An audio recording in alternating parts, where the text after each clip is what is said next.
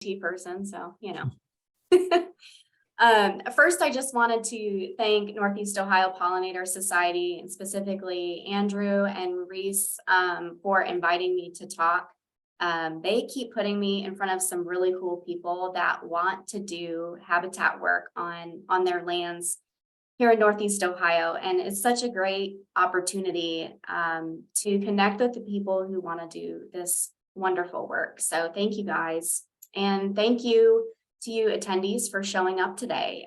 It's always so encouraging to see so many people wanting to be making improvements for pollinators, supporting wildlife, and just, you know, trying to do the right thing, trying to make the world a better place. So it's really great to have you guys on tonight. So I sit in on a lot of these pollinator talks. I'm not an entomologist, I'm not a botanist, I'm a wildlife biologist by training and by profession, and so I have a lot to learn. So coming from, you know, a viewer standpoint, I've noticed that a lot of the talks focused on pollinators talk about their biology and ecology, and there's a lot of gardening focused talks as well. And all of that is really great foundational information. It's very important. And gardening projects are very important because anyone can do them. You can do them on small spaces, on large spaces.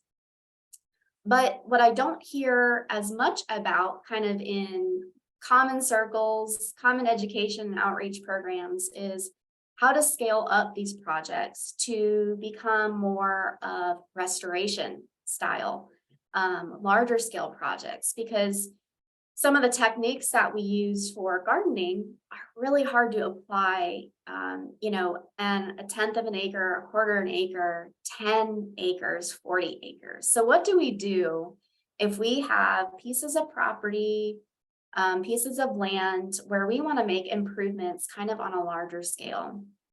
So I want to provide some basic guidance there, give you guys some ideas of what can be done.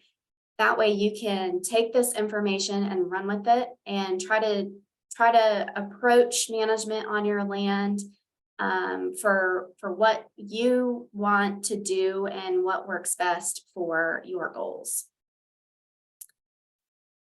So as with any presentation, it's just like writing an essay, right? We got to start with the introductory information and kind of introduce the terminology and get familiarized with some of the concepts here. So when I say habitat, what do I mean? Well, give you a definition. So wildlife habitat is defined as areas that fulfill the needs of a wildlife species for the basic requirements of food, water, reproduction, and protection from predators and competitors. So as you can hear from the definition, habitat goes beyond just providing food for a wildlife species, in this case, our pollinating insects. And oftentimes we're highly focused on floral resources for insects. We need to feed the bees. We need, you know, the leaves for monarch butterfly or milkweed leaves for monarch butterflies. But as with something larger like a deer or a turkey, you know, deer and turkey need more than food to survive and to live out their lives and to grow the next generation of deer and turkeys. And insects are no different. We just tend to not pay attention to those alternate needs of insects because they're so small and they're hard to observe. And some of them, we just don't know what else they need. But when I talk about habitat and talk about the development or restoration of habitat, I want you guys to keep these different elements in mind. We're not just talking about protecting or creating food for pollinators. We're also considering what needs to be done to create and protect nesting spaces, overwintering spaces. And those resources might be provided in a wildflower plot, a pollinator prairie strip, but that also might be approached in a forested habitat or in a shrubland or even in wetlands. You know, we have a lot of pollinator specialists that have very specific needs that feed on very specific plants and live in very specific spaces. So regardless of what your property looks like, what sort of land you're looking at enhancing or restoring, there is something to be done for pollinators, and something to be done not only to create food, but also to create good nesting habitat and good habitat overall. So with that, I want to talk about some ideas of actual projects that you can put on the ground to create or enhance pollinator habitat and wildlife habitat in general in different areas of your property. And sorry for you guys that are like in Mexico or South Africa right now. This is, done from a perspective of the Midwest. But hopefully there will be some takeaways that you can explore with your local resource professionals, to just give you guys some ideas of where to go if you have different spaces on your property aside from wildflower gardens.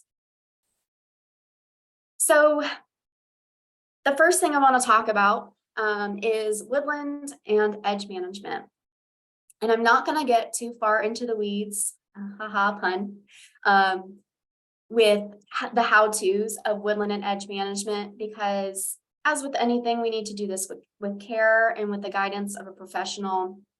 I don't encourage you to take a chainsaw to your woods, tomorrow. But the how-tos will come further down the road. For now, I just kind of want to give you an idea of the project types that can be applied to woodlands and woodland edges. So the first thing is, as you guys probably know, as a lot of master gardeners, is invasive species management. So basically the first step of any land management is removing invasive species, or at least attempting to suppress them. When we have invasive species as monocultures on the landscape, we have one type of plant that blooms during one type of the year and has one type of structure. And my approach to land management is make the landscape as diverse as possible so that we can attract as many different wildlife species as possible. So when we just have one type of plant that's really dominating the landscape, we lose a lot of our native plants. We lose a lot of our wildlife because they just can't access habitat from that one particular type of plant.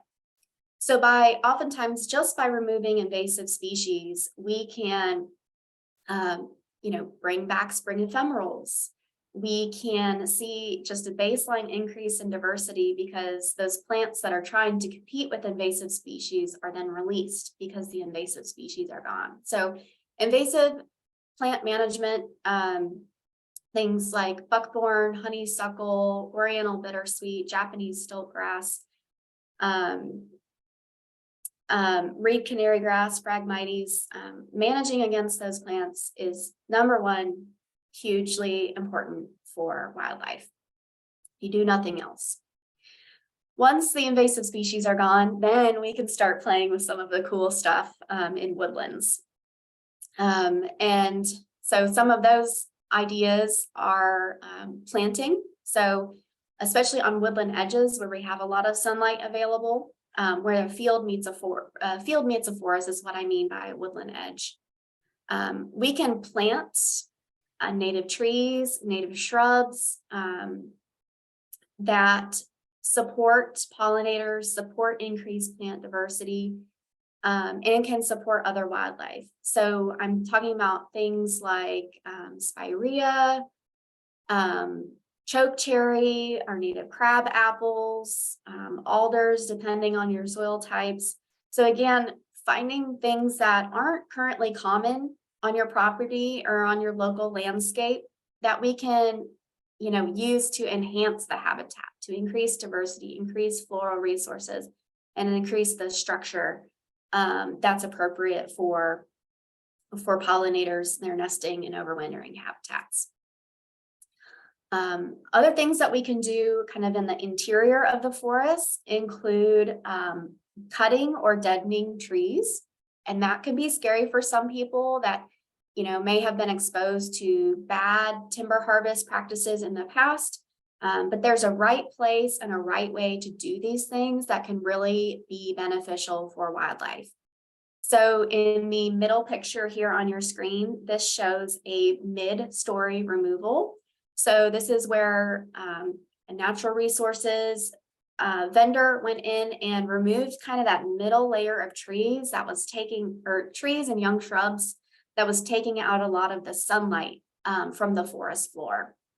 And usually these things are shade tolerant species like maples and beech that are really common on the landscape, and we tend to not manage for as commonly because they don't need any help. So by removing those, we get more sunlight to the forest floor, which leads to more herbaceous vegetation like our spring ephemerals, so trilliums, Dutchman's breeches, and just other herbaceous vegetation. So for example, on this site in Carroll County where this practice was done, we saw shrubby St. John's wort, which was my first time seeing that out and about on private land. So that's a really great practice. If that's what your woods needs, that can be a good improvement. Another thing that can be done is a forest patch opening or a patch clear cut. And these are appropriate for pretty large woodlots. So if you own or are connected to a woodlot of 40 acres or over, this practice might be something that you can consider. And what you do is select an area of about 1 acre up to 5 acres, depending on the species that you're managing for. And you remove all of the woody vegetation that's growing there currently. Oftentimes you select sites where there's not a lot of valuable species. So maybe you have a lot of dead ash, or again, just like a monoculture of maple that doesn't have a lot of timber value, and you want to encourage more oaks to grow, you know, that could be a good site for a practice like this. So we can kind of balance objectives here. And what we get is, again, a lot of sunlight hitting what used to be the forest floor, and you just get this huge flush of vegetation, herbaceous vegetation. So this is a site in Ashtabula County where there was, I think it was like a 2 or 3 acre patch clear cut. When we have these white flowers, that's boneset and a lot of asters. We have goldenrods, we had rushes and native grasses growing in, including tear thumb.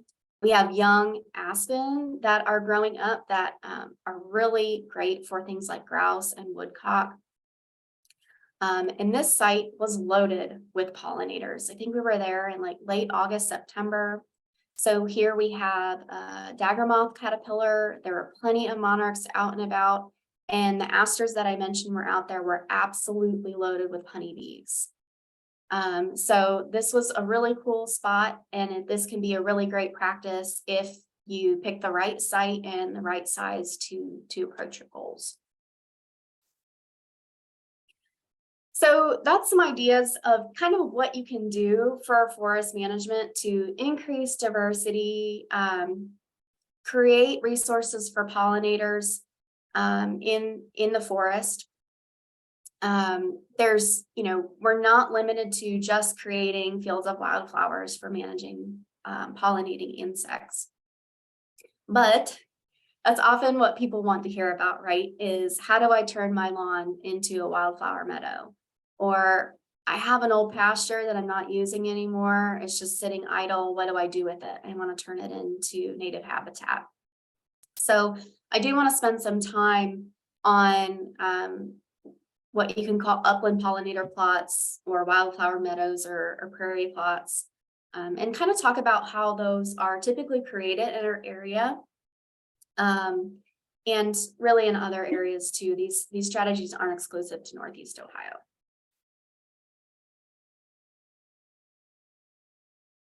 So as I see it, there's about 4 stages of establishing good quality pollinator field habitat. As with anything, we must prepare first, and then we can plant our seed. There are first year management steps. While those little baby seedlings are growing, we want to make sure that we carry those along and don't neglect them in the first year. And then once the habitat starts to kind of go along on its own, you don't have to pay as close attention to it. but you still need to apply long-term maintenance strategies. If you just let a wildflower field go in our area, Mother Nature is going to grow shrubs and trees and loves to grow invasive species. So you want to make sure that you're maintaining these habitats long into the future if you want them to remain as field type habitat. So let's talk about site preparation first. Probably the most boring step, but also the most important. The reason that this step is so important is that a lot of our wildflower species, our native habitat species, are pretty slow growing. So they can sometimes take, 3 years to fully mature, become competitive, start flowering, meaning seeding and reproducing. So they just really can't compete in those first couple of years with non-native or quick growing vegetation. So we want to make sure that we kind of even the playing field for them before we put that seed on the ground. Because if you're doing these projects, you're spending money on some seed, and you don't want that all to go to waste because you didn't prepare the site first. Also, these habitats, these areas that we tend to select to establish habitat in, they've often been in non-native or been exposed to weed pressure for a long time. Like there's pastures or lawns that have been there for decades. So if you think about not only what's growing there now, but also what's in the seed bank of that area, you kind of start to get an idea of, oh, I have to do more than just remove what's growing here now before this field is ready to be seeded. Because not only do we need to address the vegetation growing there now, we also need to address the seed bank. So probably the most common site preparation method on larger scale non-gardening type sites is chemical application, meaning the usage of herbicides. And this is done typically over a full growing season on the shortest time scale. So kind of starting in the spring and spraying it off until the fall, or starting in the fall and going through until spring or summer. Again, that allows us to address the things that are going to grow up after that first spray is put down. Now, I know herbicides can scare people. We have a lot of people that are trying to be as organic as possible. And I just like to say that there's a right way and a wrong way to do herbicide application. If you've never done it before, you definitely want to get in touch with a professional for guidance. And you want to make sure that you're using the right type of product to apply to the field, because we don't want to create a completely dead field. We just want to kill off what's growing there and address the seed bank. So work with a professional and get some good guidance if you decide to use this site preparation method. But the good thing about it is you can prepare a 10-acre field, a 40-acre field, a steeply sloped field with chemical application. And some of the organic methods can be a little limiting on some of those abilities. Farming is a good option, especially farming Roundup Ready soybeans. So again, this just kind of not only gets rid of what's growing there, but it also addresses the seed bank. And it can be cheap if you know somebody who grows soybeans nearby you and wants to farm your field for a year, because they, will prepare the site for you. They can harvest the grain, and then you're left with a field that's ready to seed. Sounds like a good deal to me. Moldboard plowing is, I think, theoretically the best organic method. But there are some limitations in that you do not want to plow over a field that has highly erodible soils, has any sort of slope, because we're working towards conservation here. So we don't want our soils eroded. We don't want, pollution going to our waterways in the form of sediment and nutrients from a field or up into our airways. So plowing is a great option if you have a very flat field and a field that does not have soils that want to wash or blow away. And if you know somebody with a moldboard plow, those can be hard to track down these days. Solarization, that's a great strategy. It's highly recommended in the Xerces Society Organic Site Preparation Methods Guidebook that's available online for free. So that strategy is spreading a thicker layer of clear plastic over a site. Usually, I believe the thickness is like 6 to 8 millimeters thick. So it's not like saran wrap, it's kind of thicker. Mostly what people use this for is for like high tunnel plastic. So if you know somebody with a high tunnel that has old high tunnel plastic that they're not using anymore, it can be a great source for this. So you spread it over the field for a full growing season, and the sun rays are amplified by that clear plastic. Things get really hot under there. So it cooks off the vegetation that's currently growing and kind of degrades the weed seed in that top layer of soil. Now, of course, you're not going to prepare a 40-acre field through solarization. This is for smaller scale sites, especially depending on your budget, because this plastic can be expensive to source if you have to buy it new. And then there's things like smother cropping and mulching that can be, have variable success and may be appropriate for some sites over others. But the methods that are listed here are tend to be, more of the cream of the crop for site preparation. So your timeline here is 6-month minimum. So you're not gonna go and spray off the field this spring and plant by June. This is something that you need to plan for pretty well ahead of time and plan to spend some time on. And the last thing I wanted to mention is you'll notice that I didn't mention disking or working the soil. My team generally takes a no-till approach to site preparation. And the way that I explain that is that, again, we talk a lot about the weed seed bank. Each time you stir up that soil, you're bringing new weed seed up to the top. So you're kind of restarting the cycle of site preparation each time you till up. And you're also making those soils vulnerable to erosion in the meantime. So we like to take a no-till approach when we can. Next, get into the exciting part, which is the planting or the seeding of the field. So I saw a question right away about frost seeding and how to do that. So you kind of previewed part of my seeding strategies, which is great. So seeding can be done in the winter or the spring for pollinator field habitat. Generally in our area, we recommend December to March 15th for frost seeding and March 15th to June 1st for a spring seeding. And I'd say the earlier in that frost seeding window, the better, because a lot of our native seeds take 30 up to 60 days to that they need to be out in that freeze and thaw cycle of the winter weather to be able to germinate in the spring.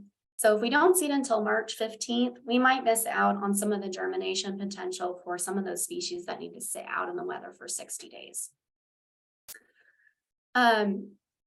So broadcast seeding is a really great method for those who have limited access to materials. So broadcast seeding is basically just going out and scattering the seed over the top of the field. That can be done with your hands. So you fill a bucket with your seed and some sort of carrier like kitty litter or parboiled rice hulls or oats, and then you spread that out into the field as you walk around. The same can be done with what's called like a belly seeder. So it's basically the bucket that you strap on your chest and you turn a crank, and it has a little scatter seed mechanics, I guess. You can get those at the big box stores. Pretty cheap, pretty easy to find. And then cone seeders, which would be more appropriate for larger sites. You're only going to walk around on a site that's so large if you want to seed it all in one day. So attaching a cone seeder or fertilizer applicator Spreader to a tractor or a UTV is usually what people go for with larger sites. Broadcast seeding, I try to encourage people to do broadcast seeding in the winter. One, it's nice to do these seedings on the snow so that you can see how the seed is being spread out. Is it too heavy? Is it too thin? Are we missing spots? So you can go back and address those spots. And also that freeze and thaw action of the winter is going to draw those seeds down into the soil naturally, so that they have appropriate seed to soil contact. If we do broadcast seeding in the spring, then we need to take the extra steps to do something like taking a drag or a harrow over the site to lightly stir the seeds into the soil, or using a cultipacker to kind of press the seeds into the soil. Otherwise, we just have seeds that are sitting right on top. They're going to blow away in the wind or get eaten by the birds, I guess. That's not too much of an issue. But we do want to make sure that the seeds are fully contacting the soil. Again, notice I did not mention disking the field after you have seeded it. No disking here, please. The other method, probably the most preferred method if you have access to one of these, is to seed the field using a native grass drill. This is a different piece of equipment from your typical no-till grain drill. So just make that distinction. They're not as common as I'd like them to be, but if you have a local National Wild Turkey Federation chapter, a Pheasants Forever or Quail Forever chapter, oftentimes these folks have native grass drills on hand for habitat projects specifically. And sometimes you can hire them or ask them to come out and seed the field for you. And I know like in Knox County, they have a Truax drill, which is the native grass drill for rent through their soil and water office. So those are, two different avenues where you could potentially get your hands on a native grass drill. So those are that's a really great option for winter or spring seeding. And again, I love it because it makes sure we get that good seed to soil contact. And we evenly seed the field, which is nice. Seed mixes. How do I pick out a seed mix? Can I make my own seed mix? I get questions about seed mixes all the time, and it's probably like the most difficult thing to try to compose your own seed mix for a number of different reasons that I'm not going to get into. But my advice to you is out here on this page. So for one, when you're selecting a seed mix, keep your goals in mind. Are you trying to attract songbirds? Maybe you want to support monarch butterflies or honeybees or just general wildlife value. That will drive what you want to make sure you see in your seed mix. So for songbirds, you want to make sure you have some of the native sunflowers and partridge pea and things that grow large seeds that birds like to eat. If you're growing for monarch butterflies, you guys know the answer here. We want to make sure we have milkweed. So keep your goals in mind when you're picking out a seed mix. That is important. Important to keep in mind just in general. Ask the experts. You guys have a bunch of different resources in the area through Pheasants Forever, Pollinator Partnership, Soil and Water Wildlife Specialists. Did I mention DNR biologists yet? So like there's a lot of people out there that can help guide you on seed mixes. And speaking for myself, when I write up a conservation plan, I include a recommended seed mix that you can then just take to your seed vendor and say, hey, can you make this for me? And a lot of them will. And on the flip side of that, if you find a seed mix off the shelf or through a seed vendor that you think you like, you can always run it by somebody and be like, hey, this is what I'm thinking. What do you think in this mix? And we can give you our honest opinion. So actually finding a seed vendor, I cannot recommend like specific names. So don't ask me if so-and-so is good and so-and-so is bad. I heard this and that. I can't comment on that. But what I recommend is that you go out and do a quick Google search of keywords that are found here. CRP and EQIP, equip, those are program or acronyms for program names, federal program names that I'm going to mention later on. They have certain set standards for their pollinator habitat seedings. So if you include those acronyms in your search, you will likely find seed mixes that are intentionally developed to support pollinators and to support pollinators for the region, if you include the keyword of Ohio. So that's a good trick that I like to recommend. And last but not least, the Lake Erie Allegheny Partnership, LEAP group here in Northeast Ohio, they have been maintaining a regional vendor list on their website.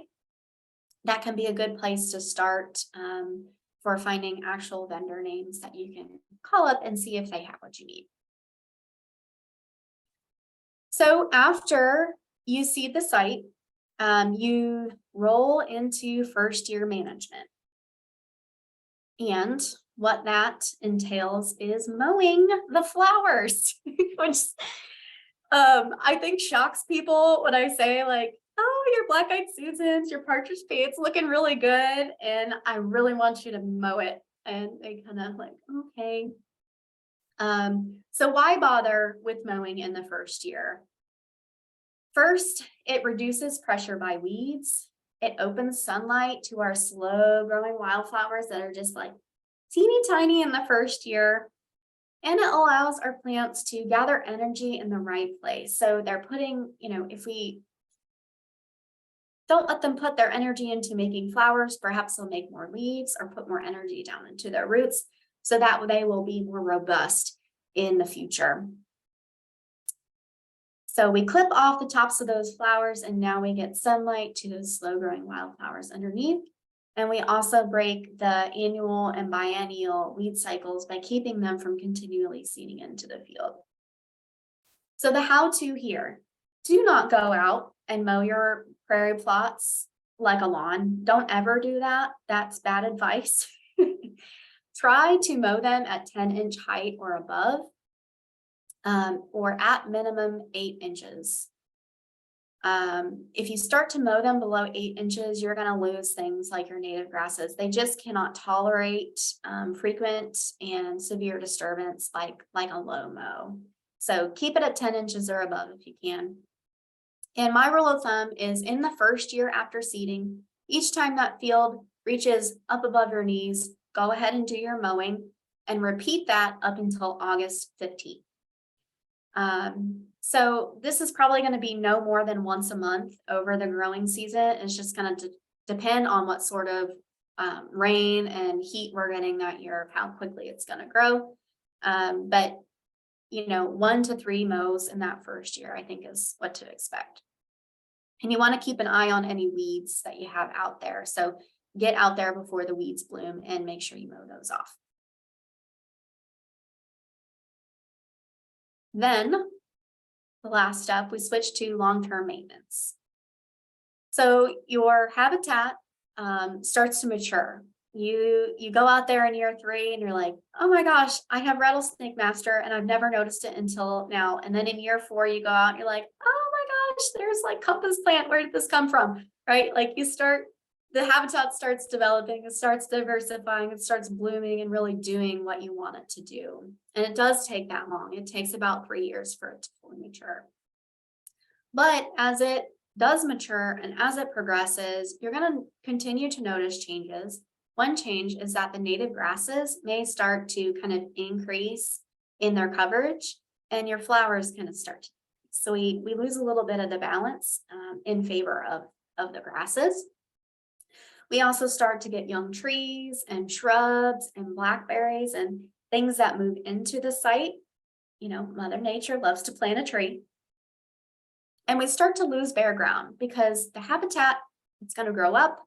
And then each fall, those plants go dormant and then they start to fall over in the winter weather, kind of break apart.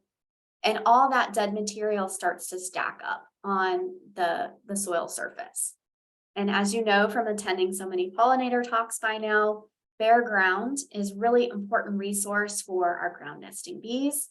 And it's also a really important resource for things like our birds because that's where they find their seeds, that's where they feed their chicks, that's where they hunt for insects while they are protected from predators overhead. We want them to be able to move around at ground level. So that's why we do long-term maintenance. And those are kind of like the context clues are going to tell us that it's time to do maintenance on the field. So this may happen anywhere from year 4 post-seeding, probably like year 7 post-seeding. So there's some variability there depending on your site.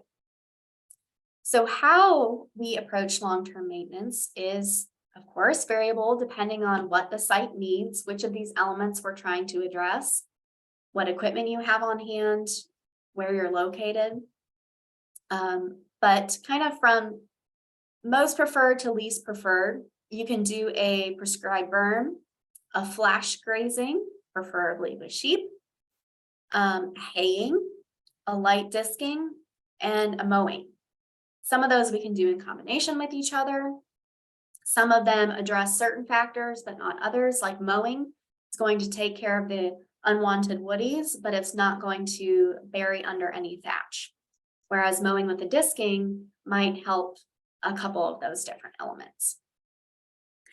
And as always, watch for weeds.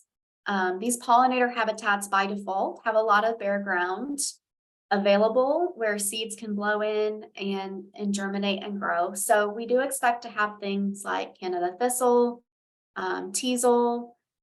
Oftentimes turf grasses like fescue, Kentucky bluegrass will come into the site, especially if you're not cleaning off your equipment before using it on the pollinator plots. So weed infestations, they are going to happen. So the key is just to get those out of there as soon as you notice them, instead of letting those weeds produce seed, spread across the field, and then you've got a big old problem. So maintenance schedule. Remember I said to keep in mind, dead stems, bare ground, overwintering habitat. So those factors kind of come into play with this strategy here, which is to only disturb about 1/3 of the plot at a time. So we are not going to go in and mow that entire pollinator plot all at once in the same year. We're going to pick out about 1/3 of it and apply our long-term management strategy there in year 1. And then the next year, we're going to go to plot 2. And then the next year, we're going to go to plot 3. So if we happen to remove habitat, maybe we do destroy some stem nesting bee nests in plot 1, but the assumption is we still have stem nesting bees in their habitat in plot 2 and 3, and those will remain into the future. So kind of hedging our bets, minimizing risk is a good strategy for your maintenance. All right, getting towards the end here, I want to talk about resources. Nothing in this world is free, unfortunately.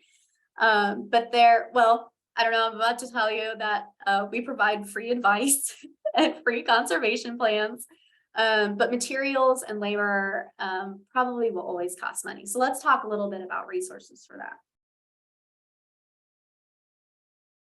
So number 1, planning assistance. I'm your local Farm Bill biologist. I cover 53 counties of Ohio, and those that I do not cover have other Farm Bill biologists. So we are great resources for giving advice, doing site assessments, coming up with your next steps, talking about your goals. And our paycheck comes from Pheasants Forever, not from our landowners. So don't worry about that. Same for Ohio Division of Wildlife Biologists, Soil and Water Wildlife Specialists, Pollinator Partnership Biologists, and Division of Forestry Service Foresters if you're wanting to do some of that forest management. There's great people out there that know a lot of different stuff. As a landowner, maybe you're an accountant or a teacher, you run a pet rescue, I don't know. We don't expect you to know everything there is about land management. We want to let you leave those details up to us. Let us guide you. So reach out to us if you want to move forward with one of these projects. Labor is a big one. So I find that, probably 1/4 of the landowners that I work with don't have their own equipment. They don't have tractors. But we have people that you can hire that have equipment and have expertise and can do these projects for you, including a lot of the forestry stuff, including the invasive species removal.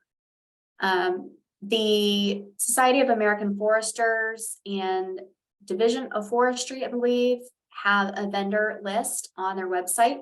It's called the Ohio Resource Connection. So the link and the QR code are there. If that interests you, you can go and check that out. And then we have financial assistance programs. So these federal programs that I'm about to mention, they provide conservation planning, access to staff, as well as cost share on habitat projects. So the three big ones are EQIP, which is kind of the base level if you're just getting started with wildlife management or habitat management. EQIP's usually where we start people. CSP is kind of like the master's degree. So once you graduate from EQIP, we can roll you into CSP. And then if you are doing projects on cropland, CRP may be a good fit, the Conservation Reserve Program. Oh, and I wanted to say this QR code, this is how to find your local service center. So each county in Ohio is serviced by a USDA service center. And lucky for you guys in Louisiana and Florida and Kentucky, you also have USDA service centers. These programs are nationwide. They are available to nearly everyone on the call, except for you guys in South Africa and Mexico. But if you are in the US or in the US territories, you have a USDA service center and have access to these programs. So I wanted to go into just slightly more detail on the Environmental Quality Incentives Program, because this tends to be the one that works well for the most people. It's not going to work for everybody. Not everyone will be eligible. But it is a really good resource to at least know is out there and be able to research a little more if you think it might work for you. So this program can be used on cropland, pasture land, forest land, and associated ag land. And that AAL or associated ag land, that means your lawn, the homestead, odd areas of the property. So it can pretty much be used anywhere. There is a competitive application process. So just because you apply for the program does not mean that you'll be funded. And the activities that are supported include pretty much everything that I mentioned today. So anything from that mid-story removal, forest patch openings, invasive species control, wildlife habitat seedings, aka pollinator seedings, all of that can potentially be cost shared on by EQIP. And of course, there are some eligibility factors, but typically if you are more than a homeowner, you might consider yourself more of a landowner than a homeowner. You're growing honeybees, trees, any sort of crops, you have high tunnel even, you can self-qualify as an agricultural producer and potentially be eligible for this program. CRP is a little more stringent on where it can be applied and what sort of land is eligible. The basic line is that it is meant to be applied to land with cropping history, and particularly row cropping history. There's, some exceptions to that, but that's the primary intent. There are competitive and non-competitive options, and this is more of a long-term enrollment program. So the contracts for CRP run from 10 to 15 years, whereas with EQIP, you're basically only under contract for as long as you are getting work done. Once that habitat is established, cut you loose. Okay, so with that, I just kind of want to end with your next steps. So we want to go from talking to action wherever possible. So when you are ready to try to put one of these projects on the ground, this is what you want to do. Conceptualize your goals. So it is helpful to know what you want to do, but also why you want to do it, because that can help drive a lot of our decision making about how we're developing the habitat, where we are focusing our efforts. So conceptualizing your goals about, I want to create habitat for honeybees, or I want to create habitat for the ironweed specialist bee, or I want to create habitat for turkeys so I can hunt. It doesn't really matter what your goal is, but you want to have a goal. And then take stock. Be realistic with what you have to work with and do your best with that.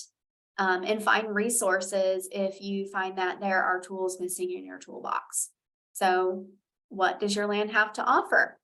Are you going more towards a gardening project? Are you going towards a strip along the woods? Are you wanting to manage the actual woods? Who's going to do the work? Do you work 60 hours a week? You probably aren't going to be out there girdling trees on the weekend. Maybe you want to be in bed or spending time with your family. Or maybe you need a reason to get outside and you want to do it all yourself. Either one is fine. But figure out who's going to actually do this stuff. What equipment and materials do you have on hand that might be useful, and what do you need to add to or find someone that can bring that equipment to your property? How much do you want to spend? And with that, do you need or want financial assistance? And then talk to a biologist or conservation planner. Kind of bring some of that information to the table. And you do not have to know the answers to all those questions. Sometimes people don't know because they need to talk to somebody about this and try to bounce ideas back and forth. So talking to a conservation planner like myself, we can kind of tell you that goal might be difficult to accomplish because of what I'm seeing on your land here or there. But what we can do is this instead. So have a conversation with a conservation planner about site selection, selecting activities, what programs might work well for you. And I've left a QR code here for our Find a Biologist Pheasants Forever page. So you can find a Pheasants Forever conservation planner. We do pollinator habitat as well as pheasants, quail, and other wildlife. It's not just all about the game birds. And explore cost share. So if this is something that's really perking up your ears, and you don't want to talk to a PF biologist or other biologists, you want to go straight to the source, you can talk to, again, folks at your local USDA service center, like the Natural Resources Conservation Service, the Farm Service Agency. And there's also non-governmental organizations out there like Bee and Butterfly Habitat Fund, Pollinator Partnership, that do have programs for things like free seed and other resources and advice. So don't be afraid to reach out to those folks and see what they have to offer as well. So with that, that is my presentation. I can't cover it all, so I expect some good questions. And if there's anything that you want to follow up on, or even if I'm not your farm bill biologist, I can always point you in the right direction. So don't hesitate to call me if you're like, I forgot everything that she said. Just call me or drop me an email and I'll point you in the right direction, or we can have a chat and see what your next steps might be. Very last, I must acknowledge my wonderful partners and employers. So my position is supported by Pheasants and Quail Forever, and I'm on a NIFWIF grant, National Fish and Wildlife Foundation. They make this work and these conversations possible. I'm very grateful. Things like office space and moral support come from Division of Wildlife and USDA NRCS. So thank you. I love my job, and these partners make it possible. So thank you to them. That's it. Awesome. Thank you, Abby. That was fantastic. We really appreciate it. There are some questions in the Q&A box if you want to look them over. It is 8 o'clock. We won't hold everybody or hold you too long. So if you see any that you want to address, go ahead and answer them now. If we don't get to your question, we apologize. Lots of great questions, little time to answer them, but there's Abby's contact information if you do want to reach out farther if we can't get to your question. So anything you see that you want to try to cover? I think this one, again, in talking about non-traditional pollinator projects, I think this question from Sharon Fortner is interesting. Sharon says, how can one convert a white pine plantation to a mixed hardwood and pine forest? Girdling some pines would create habitat and open the forest, but I'm afraid Asian bittersweet will take over in the open areas. So you are thinking in the right line, Sharon. One is, if you have a plantation, not just like a hedgerow planting of white pines, get a forester out there and to take a look if you haven't already. You're totally right that by opening sunlight to our forest floor or forest understory, that can totally invigorate invasive species like Oriental bittersweet. And that needs to be addressed before anything else happens.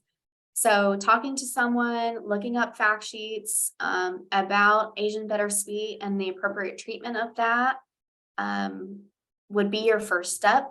And I would connect with your local service forester. Again, we have a service forester in Ohio that services every county. They're very busy people, but they will get to you if you give them a call. And if you need contact information for them, shoot me an email and let me know. But great question. Thank you. Okay, did you plant seed and or plugs in the Ashtabula site that you removed acres of woodies? Did you require extra efforts on invasive removal? So I didn't, so on that patch clear cut, I'm assuming you're talking about Faye Stoner. Thank you for your question. So I did not do the planning for that site, but somebody took me out there to take a look. We were meeting with the landowner to look at other stuff. I was very grateful. So they did do most likely 3 years of invasive plant management before doing any cutting. So that is typical effort of invasive control. So they controlled not only before the cutting, but also the year after the cutting. So actually in that picture, you can see some like dead shrubs in the background. And that was because the forestry vendor did come back after the cutting and sprayed off those invasive shrubs. That way we're making sure that stuff isn't taking over. Did they plant seed or plugs? No, that stuff was all in the seed bank. And I think I forgot to mention, we saw an American spikenard out there, is a crazy looking plant. Again, I'm not a botanist, so my mind is kind of blown when I see anything different. But that stuff was in the seed bank. It was all there just waiting for sunlight. So that was super cool that all they had to do was treat invasive species and cut down some trees and boom, we have a pollinator plot in the forest. Really cool stuff. Andrew, stop me when we need to sign off because I'll just roll through these. Yeah, no problem.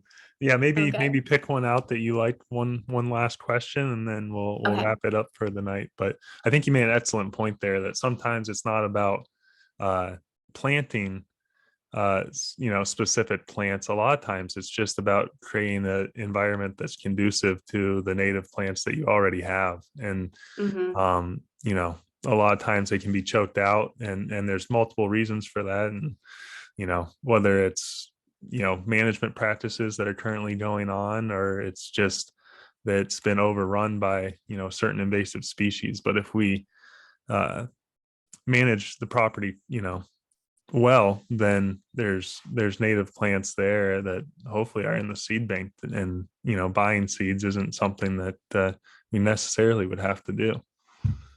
Yeah. Okay, I'm actually going to answer 2 questions because this first one is very easy. Yeah. Yes, I cover Holmes County. I was just there on Tuesday. So I'm in Holmes County every other Tuesday. And would be happy to talk with you, Patricia. Reach out and tell me what you want to talk about. And then the other question, why clear versus black plastic for solarization? So from what I know, I have not seen somebody do a solarization project yet, but I would like to. So solarization recommends clear plastic because we're using the sun's rays to heat stuff up under there. So we're killing off the vegetation that's growing and cooking off the weed seed bank, so high heat. With black plastic, my understanding is it actually doesn't get as hot and doesn't get as hot as deep. So it's more like blocking the sunlight for plants, kind of like you would do with a cardboard coverage method. We're just kind of blocking off the sun, but maybe we're not addressing the weed seed bank as well. That is what I have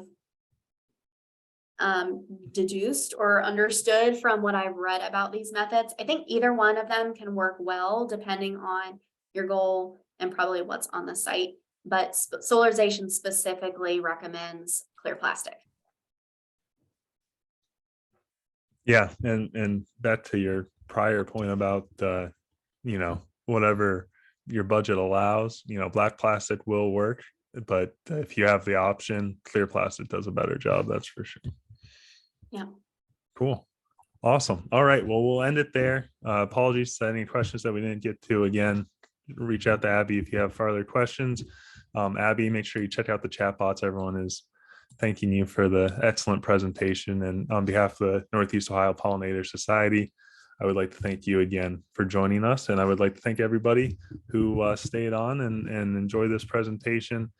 Remember, you'll be directed to a survey after this presentation ends, after you exit. And if you miss that, it'll be in the email follow-up tomorrow as well, with a link to the website to watch previous recordings. So hope you all have a great night. Thank you. And we will see you in 2 weeks for the next Northeast Ohio Pollinator Winter Series program. Thanks, everybody. All right.